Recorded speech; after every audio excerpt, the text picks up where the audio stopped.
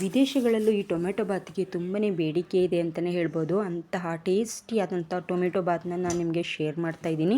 ಅದಕ್ಕಿಂತ ಮುಂಚೆ ನನ್ನ ಚಾನಲ್ನ ಸಬ್ಸ್ಕ್ರೈಬ್ ಮಾಡಿ ನೋಡಿ, ರೆಸಿಪಿ ಟ್ರೈ ಮಾಡಿ, ಇಷ್ಟ ಆದಲ್ಲಿ ನಿಮ್ಮ ಫ್ಯಾಮಿಲಿ ಫ್ರೆಂಡ್ಸ್ ಜೊತೆ ಶೇರ್ ಮಾಡಿ, ನಿಮ್ಮ ಅಭಿಪ್ರಾಯ ಅನಿಸಿಕೆಗಳನ್ನು ಕಮೆಂಟ್ ಬಾಕ್ಸಲ್ಲಿ ಮೆನ್ಷನ್ ಮಾಡಿ. ವಿಡಿಯೋನ ಎಲ್ಲೂ ಸ್ಕಿಪ್ ಮಾಡಬೇಡಿ. ವೆಲ್ಕಮ್ ಬ್ಯಾಕ್ ಟು ನಿಮ್ಮ ಜೊತೆ ನಾವು. ಹಾಗಿದ್ರೆ ನಾವು ರೆಸಿಪಿನ ಶುರು ಮಾಡೋಣ. ಇದಕ್ಕೆ ಒಂದು ಮಸಾಲೆ ಐಟಮ್ಸ್ ಆಗಿ ಏನೇನು ಬೇಕಂತ ನಾನು ಒನ್ ಬೈ ಒನ್ ಹೇಳ್ತಾ ಹೋಗ್ತೀನಿ.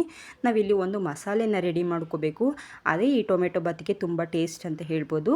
ನಾನಿಲ್ಲಿ ರುಬ್ಬೋದಕ್ಕೆ ಚಕ್ಕೆ, ಲವಂಗ, ಧನಿಯಾ, ಜೀರಿಗೆ, ಸೋಂಪು, ಹಾಗೆ ಶುಂಠಿ, 2 ಗಡ್ಡೆ ಬೆಳ್ಳುಳ್ಳಿ ಜಾಸ್ತಿ ಇರಬೇಕು. ಹಾಗೆ ಬ್ಯಾಡಗಿ ಮೆಣಸಿನ್ಕಾಯಿನ ಬಿಸಿನೀರಲ್ಲಿ ಹಾಕಿದ್ದೀನಿ. ಇಲ್ಲಿ ಒಂದು 7 ಹಸಿಮೆಣಸಿನ್ಕಾಯಿ, 1 ಗಡ್ಡೆ ಈರುಳ್ಳಿ, ತೆಂಗಿನಕಾಯಿ, ಇದಿಷ್ಟನ್ನು ನಾವು ಪೇಸ್ಟ್ ಮಾಡ್ಕೋಬೇಕು. ಒಗ್ಗರಣೆಗೆ ನಾನಿಲ್ಲಿ ಈರುಳ್ಳಿ, ಕರಿಬೇವಿನ ಸೊಪ್ಪು, ನಾನು 1 ಕ್ಯಾಪ್ಸಿಕಮ್ನ ತೊಗೊಂಡಿದ್ದೀನಿ.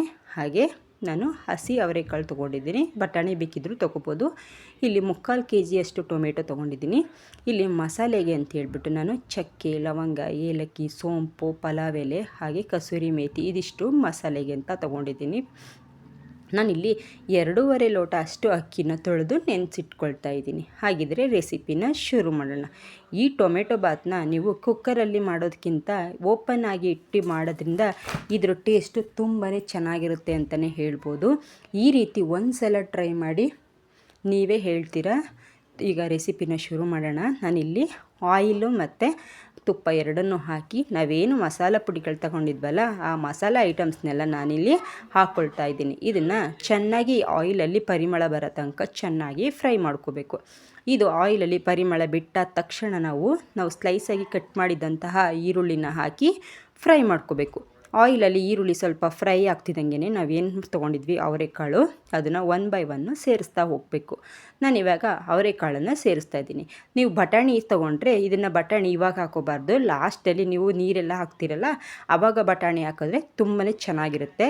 ಅವರೆಕಾಳು ಬೇಯಲಿ ಅನ್ನೋ ಉದ್ದೇಶದಿಂದ ಇವಾಗಲೇ ಹಾಕ್ಕೊಳ್ತಾ ಇದ್ದೀನಿ. ನಾನಿವಾಗ ಟೊಮೆಟೊ ಸೇರಿಸ್ತಾ ಇದ್ದೀನಿ. ಹಾಗೆ ಇಲ್ಲಿ ನಾನು 2 ನುಗ್ಗೆಕಾಯಿನ ತೊಗೊಂಡಿದ್ದೀನಿ. ತುಂಬ ಎಳೆಯದನ್ನು ಹಾಕಿದ್ರೆ ಇನ್ನೂ ಚೆನ್ನಾಗಿರುತ್ತೆ.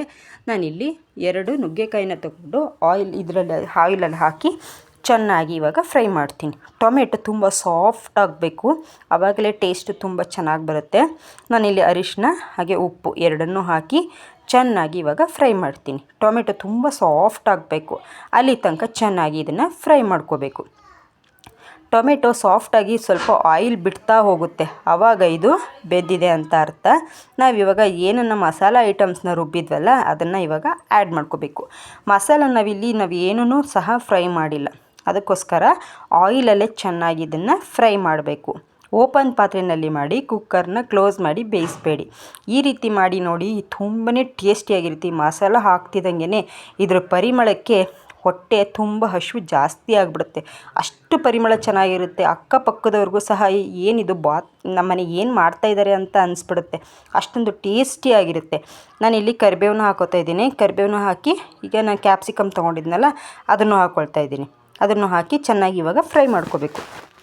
ನಾನಿಲ್ಲಿ 2.5 ಲೋಟ ಅಕ್ಕಿನ ತೊಗೊಂಡಿರೋದ್ರಿಂದ 5 ಲೋಟ ನೀರನ್ನು ತೊಗೊಂಡು ಚೆನ್ನಾಗಿ ಅದನ್ನು ಬಿಸಿ ಮಾಡಿ ಇಟ್ಕೊಂಡಿದ್ದೀನಿ. ಅದನ್ನು ಇವಾಗ ಆಯಿಲೆಲ್ಲ ಇದರಲ್ಲಿ ಬಿಡಬೇಕು. ಸ್ವಲ್ಪನೇ ಆಯಿಲ್ ಬಿಡ್ತಾ ಬರುತ್ತೆ, ಆವಾಗ ನಮ್ಮ ಮಸಾಲೆ ರೆಡಿಯಾಗಿದೆ ಅಂತ ಅರ್ಥ. ನಾನಿವಾಗ ನೀರನ್ನು ಆ್ಯಡ್ ಮಾಡ್ಕೊಳ್ತಾ ಇದ್ದೀನಿ. ಈಗ ನೀರು ಚೆನ್ನಾಗಿ ಕುದಿ ಬರಬೇಕು, ಅಲ್ಲಿ ತನಕ ಸ್ವಲ್ಪ ವೆಯ್ಟ್ ಮಾಡಬೇಕು.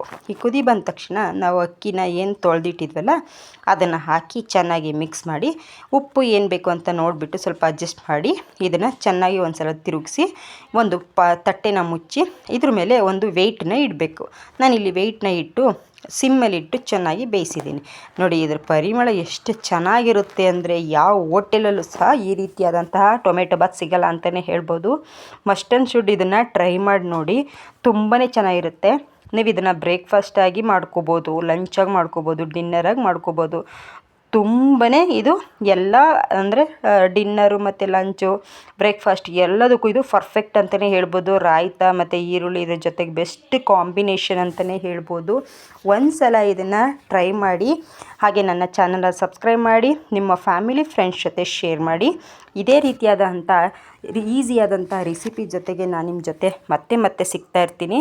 Thank you for watching. See you in the next video. Thank you.